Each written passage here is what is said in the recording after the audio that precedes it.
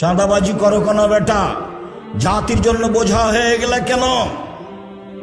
মানুষের টাকা মেরে খাও কেন? জাতির জন্য বোঝা হয়ে গেলে কেন? জাতি কেন তোমাকে ঘৃণা করে, তোমাকে দেখলে থুতু ফেলে? কাপুরুষ, কাপুরুষের সন্তান কাপুরুষ জাতির জন্য বোঝা হলে কেন? চাঁদাবাজি করো কেন বেটা?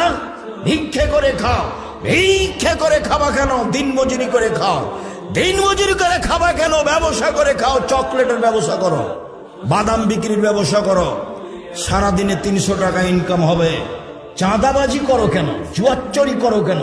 দাগাবাজি করো কেন? মানুষের ক্ষতি করো কেন? মানুষকে জেল হাজতে দাও কেন? মানুষকে অপমান করে কেন? মানুষকে ক্ষমতা দেখাও কেন? দলীয় দাপট দেখাও কেন? কেন বলো?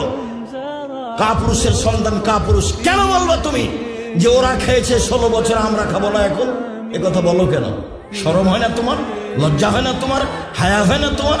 জাতির জন্য বোঝা তুমি। কি করতে পারো তুমি জাতির? কি করতে পারো? কি করতে পারো তুমি জাতির? জাতির ক্ষতি করতে পারো?